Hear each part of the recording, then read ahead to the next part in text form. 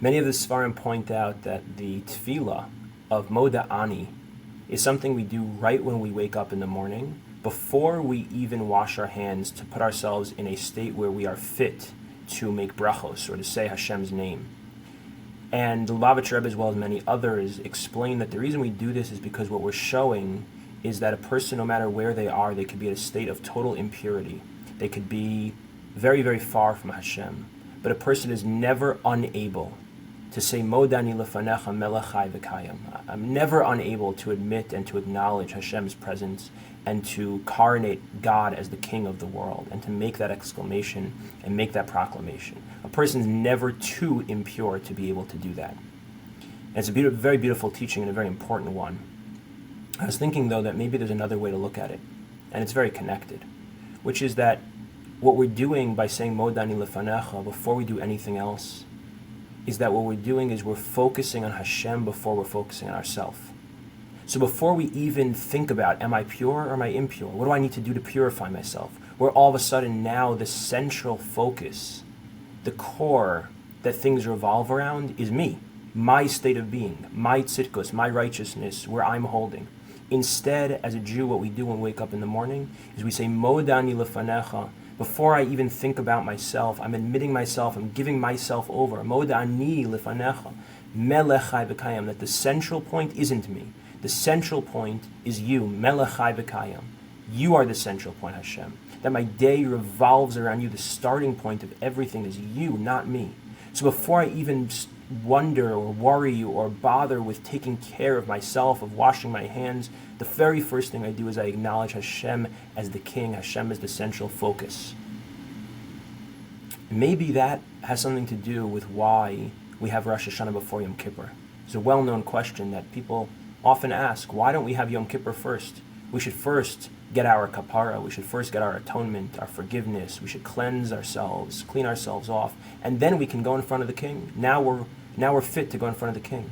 Which is really, essentially that question is the same question as why isn't Netilas Yadayim before Moda Ani? And I think maybe the answer is because Moda Ani comes before Netilas Yadayim.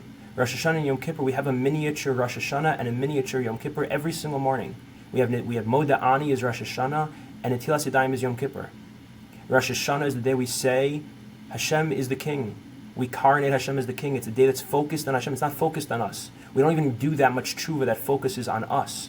We do tshuva by focusing on Hashem, making Hashem the central point. That's what we're paying attention to. And then we have Yom Kippur.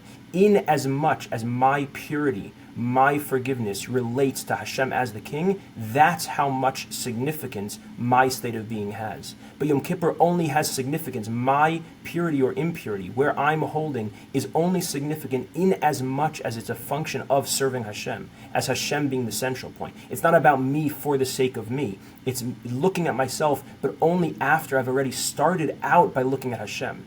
In as much as I'm recognizing Modani lefanecha melechai v'kayim, that I have Rosh Hashanah, now Yom Kippur matters. Now Netilas Yadayim matters. And so every single morning we have Rosh Hashanah when we say Modani lefanecha melechai v'kayim shechazarti b'nishmas bechem l'rabim munasecha. And then we have Yom Kippur when we go and wash our hands, we purify ourselves. And so in this time period, what we're doing leading up to Rosh Hashanah is we're saying the very first thing we do in this year, before we even think about our averos and our mitzvos and our tshuva, is we do tshuva by returning. Tshuva is returning. We're returning to what the center is, what the ikr is, what the core of the whole thing is. The core of the whole thing is remembering that it's about Hashem, bringing ourselves back to that, being able to experience a world in which we're not limited to our self-identity by the self. We're not limited to self-worth or self-respect or self-love by the secular concepts of these things, where we're confined to the self. But instead, the self has all the infinite worth, all the infinite respect, all the infinite love possible, because it's actually self-love, self-respect, and self-worth that comes from the fact that it is connected to what is actually infinite, actually worthy, actually respectable, actually lovable, which is God himself. And through that, the self takes on so much more meaning, so much more power. It becomes something that's so much more infinite and beyond and transcending all of those constrictions and limitations of self-definition. As the Sfas Emes says, V'kovei Hashem yachalifu koach. Those who put their trust in Hashem have a transferring, a yachalifu, a chalipin, a transfer, a transition, or some sort of change of their koach. They move from a koach, a power that's generated from within themselves, to a power that's generated from being part of something that's so beyond them. And we do that by specifically putting Rosh Hashanah first. That we start the year, and we start every single day by making it that the central focus is Hashem. And through that focus, we come into then focusing on ourselves as well, in as much as our self is an extension or an expression or a servant or in relationship with the Almighty Himself.